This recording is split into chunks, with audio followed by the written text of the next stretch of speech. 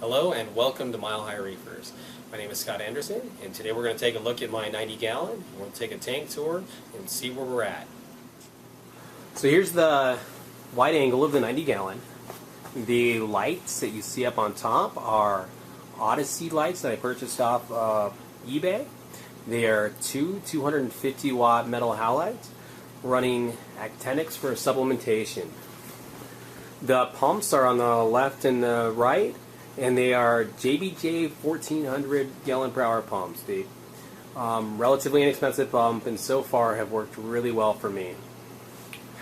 The live rock is a mix of live rock from my old 29 gallon that I tore down to put this tank up, and lace rock, which I had from another project. So down below is my sump. It does not have a refugium in it, but it does have flexible tubing running the water down. And then inside the first chamber is an AquaSea EV180 protein skimmer ran by a Mag 7 pump. From there it goes to a carbon stage where I have a bag full of activated carbon in there from Bulk Reef Supply. The final stage is the return pump, which is a Rio pump rated at about 1,800 gallons per hour. The auto top-off unit is from autotopoff.com. I am very happy with this auto top-off unit. It's a double float switch auto top-off unit. That way if the water goes up too high, the second switch will shut it off and I will not have any worries that it'll overflow my tank. That, and I only have 5 gallons in my auto top-off, I should be okay. But we still don't want to mess up the salinity. I also run a fan up above so that we can keep the heat down a little from that metal halide. The one fan over the refugium has pretty well cut it in the summer. I did run 2 more up on top. Here's a quick shot of how I have my wiring set up. I've got switches so I can shut off my protein skimmer, my return pump, and the auto top-off switch. Being able to shut the auto top-off is really helpful when doing a water change. I've also got the Via Aqua controller mounted there. You can kind of see it behind everything. It's set at 79 degrees and I never have to touch it. I've got a wave maker set up for my 2 JBJ 1400 pumps. Right now we're set so that it cycles off about every 2.5 minutes. And then I've got timers for the lights, the metal halides, the actinics, and the LEDs. And then I also mounted the ballast for the halides up above on the side so that they won't get wet, they'll be off the ground and out of the way. Okay, now to take a little tour of the livestock of the tank. And we will start with the fish. This is my blue tang Rinkins. He was named after a character on Curious George by my 2-year-old son. We've had him for about 3 months now. He's suffered a bout of ick. We tried the ick attack on there. I don't know if it actually helped much at all, but he never had problems with eating or scratching, and so far he looks really good. We haven't seen the ick come back in a few weeks, but he's eating well and he's fat and healthy. Next are the 2 blue-green chromuses. I've had them since the 29-gallon tank. I probably had them for about 8 months now, and they are doing really well, really fat, really healthy, and they've never had the ick. And here's my oldest fish, Nemo. I got Nemo about 6 years ago when I set up the 29-gallon tank.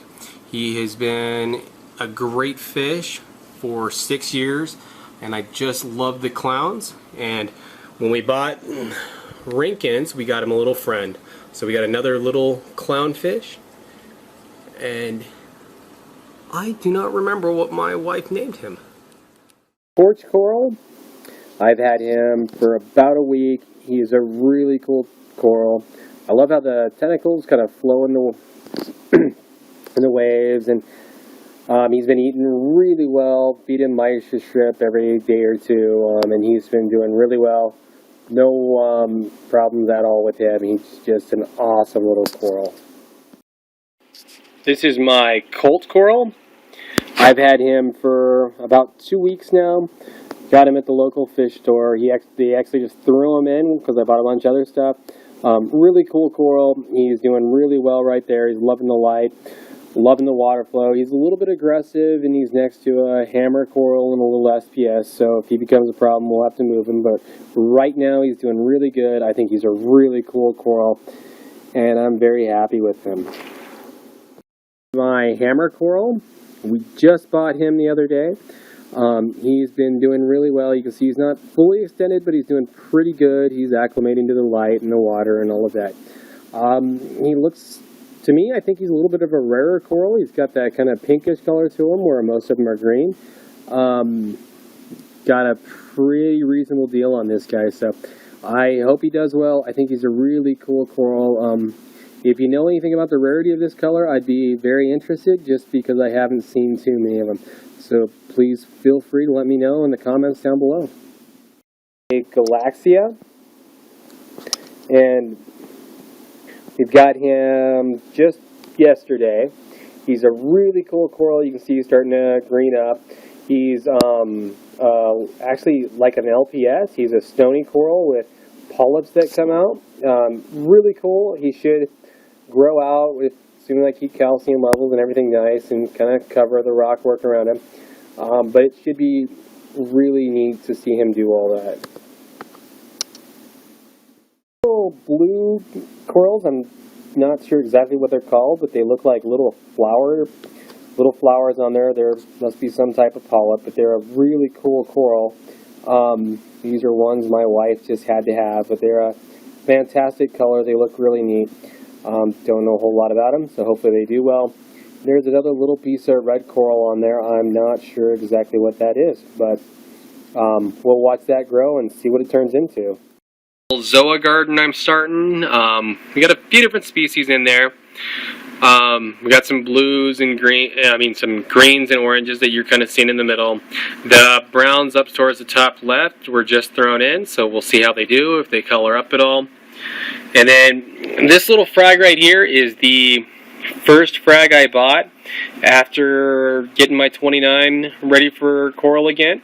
I just bought it to test out to see if the tank was good for corals again. And the funny thing is, you kind of see the spot in the middle where it looks like something might be missing. That is actually where this frag right here came from. My son was playing in the 29-gallon tank, and I wasn't paying attention to him, and he kind of knocked that off. So he's 2 years old, and he's already fragging coral. I think he's on the right path. This is my pulsing xenia. It's a really neat coral. I'm loving the coloration. He just sits there and puffs all day, and you can see when he catches something in his tentacles, he'll kind of retract in. So don't know if a fish went into him or if he got something that he's eating in there, but it's a pretty cool little coral. He's been in there about a week. He's doing really well, just pulsing away. Just a lovely coral. Should be very happy in that spot with the lighting and the water flow and everything. So far so good. Toadstool leather. It's a really cool coral. It's a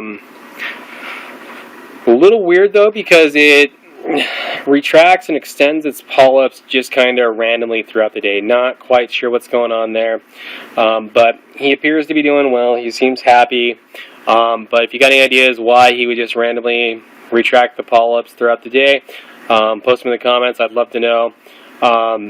As far as I know, it's kind of a weird thing. I don't see it much when I look at them, and I don't read about it much in the literature, so feel free to let me know. This is my leather coral. Not real sure on the exact species, whether it's a devil's hand or something like that, but it's a really cool leather. When I bought him, he was a lot greener than this, but over the time he's been in here, he's turned red. I'm guessing that's just due to the metal halides on him. He's low in the tank right now. He seems happy. He's got good polyp extension, so Really cool coral. He's doing really well. So we'll see how he does. This is another pulsing xenia. I've had him for about a month now. He's doing really well. I just love the way he pulses. He's already split into two, and there's another on the right. There's another 3 stalks there that'll eventually split off. So he's looking really cool. Really loving him. He's filling out, looking great. Mushroom we bought yesterday, he is a really big mushroom. Right now he's kind of folded up, kind of acclimating to the light. It is a little bright spot for him, but I think if he'll eventually kind of lean down and get out of the light there. But he's a really cool color, really cool mushroom, and in the fish story he's about 3 times that big. So really cool mushroom. The only SPS I have in the tank right now. I really hope to get a few more pieces, but this is an encrusting / plating Monty that I bought to kind of see how SPSs would do. He's kind of a brown color, which is a little boring, but he is doing just extremely well. He's had so much growth since I bought him. He's been in there about 2 months. You can see all the white on there. That's just all new growth. He's just going nuts, and I love him. When I bought him, he had another little plate coming out, and during transport it broke off, so I mounted that over here, and this piece is doing the same thing. It's encrusted right under the rock, it's growing out, and it's just looking really nice. So I kind of hope he grows out and makes a big plate there, but you never know, he may just encrust on there and go that route. But really happy with it, really cool coral. You know, the colors, not always everything. And that's a quick tour of my tank. There'll be many more videos to come, but I hope you liked my tank. You guys got any questions, comments on things I can do to make things better? Put them in the comments column. I'll see you in the next video.